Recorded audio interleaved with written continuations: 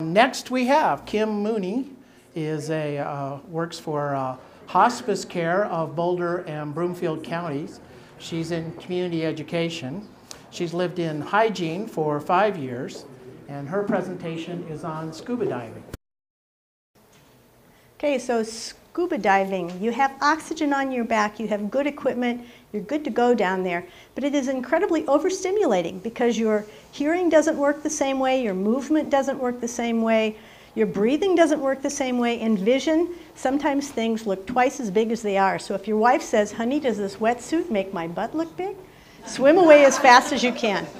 This is also serious science though. By the time you get down to 80 feet, your lungs have shrunk to the size of a grapefruit, and they expand coming back up. So you want to know your equipment, you want to know your guidelines, you do not want to break the rules. We always dive with a buddy, so we're paying attention to each other. So you want to take it very seriously, and no, you do not get an hourglass figure when you're down there. This is drift diving. You are carried along with the current. I don't like it. To me, it was like being sucked into the mouth of hell slowly. I rolled around like a bubble. So what you want to do is you want to know your limitations. If you're going to do something like this, get skills for it. Never do anything you are not confident doing. This is why most people won't dive. We've all seen Jaws. The truth is more people die of bee stings a year than they do die of shark bites. The best part about swimming with sharks, and I've done it, is that you get to brag about it for the rest of your life. This is a fake photo, by the way. Being under the water, I have to tell you, it's not just the fish, which you're going to see a lot of. It's looking up at the sun coming through the water, or watching the rain come down through the water, or doing a night dive and seeing the moon. There are more scuba clubs in Colorado than any other state in the union, and there are more ski clubs in Florida than any other state. Giant potato grouper, guy with a camera. They both think the other one is ugly. Now, there's such incredible fish, schools, movement around. They're all, lots of them with together, and the most amazing part is that there's food everywhere. I would be as big as that potato grouper if there was a sandwich here and a cup of coffee here. They just open their mouths and there's food. This is a 6-inch fire urchin. The blue spines you see are all poisonous. What you can barely see over there is a small shrimp that lives inside of it, symbiotic. The shrimp cleans it.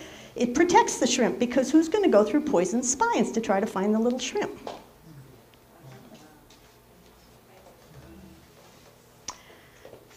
Father seahorse giving birth to hundreds of babies at a time, a little bit like Alien. Jellyfish, hundreds of gorgeous jellyfish, one of the turtle's favorite foods. They are, for the most part, they sting. So you avoid those tentacles as much as you possibly can. But you see so many different jellyfish. I'll show you another one in here lately. Me, looking at beautiful coral and a nice little fish. What is the most important thing to notice here is things are so well disguised. See the white coral down here? One of them is a frogfish. And you wouldn't know that it wasn't coral if you didn't see that little teeny eye.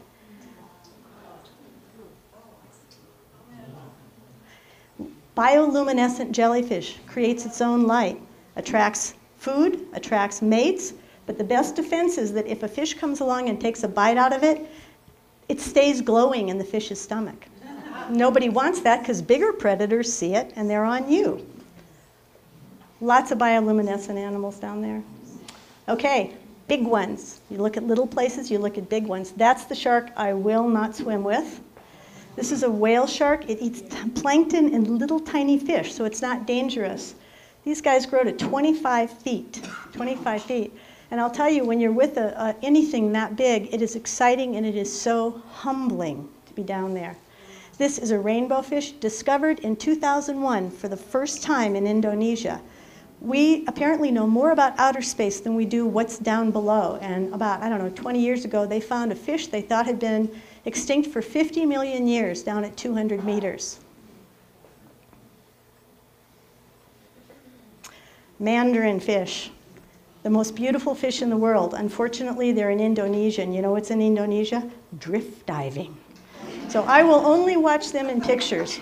After being under there, I will never own anything in an aquarium. I wouldn't put anything in there. Dolphins, tiny fish, it's like asking you to live in your living room for the rest of your life. Lionfish, also indigenous to Indonesia, but now they have invaded the Caribbean and they are really disrupting the ecosystems. They had no natural predators here, so they flourished. But what they did was they trained the local sharks to like the taste of lionfish. So they are cleaning up their own neighborhood. This is a healthy reef. It's a huge part of the health of the planet. It's a healthy ecosystem. It's got a lot of coral, which is alive, by the way. Coral is not rock. Got a lot of different kinds of fish. Many creatures you can't see who live in there. Good oxygen exchange, really healthy. And again, lots of food floating around in front of them. 4 words, 400-pound clam. Enough to have a clam bake for all of hygiene.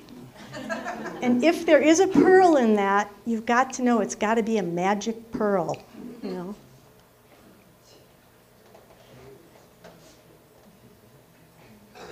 This is an unhealthy reef. This is the Red Sea. No color, very few fish. Overused, overfished, too much pollution in it. The hurricane in Cozumel threw sand over everything, couldn't get any air, sunlight. Sometimes it takes 20, 30, 100 years for this to come back. This is the most amazing aquatic creature of all, my husband, Kevin. Kevin, his passion is scuba diving. We drive by McIntosh Lake, his little gills come out. He wants to wear his wetsuit to dinner every night. But the most amazing thing he did was he got me, who was afraid of water, scuba diving at the age of 53. Turtle, short story. Our mothers both died about 3 years ago. They both loved to travel. Last time we went down, we took little packs of their ashes and we scattered them at the bottom so they could never say we didn't take them anyplace. This turtle is being cleaned, not carried, by the way. So, bottom line, it's not your house. Keep it clean. Turtle sees a plastic bag floating around. He thinks it's a jellyfish. He eats it, he chokes.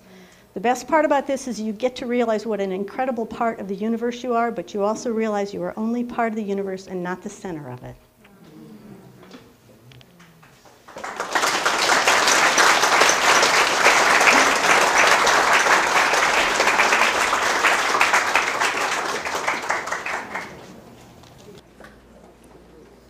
Thank you.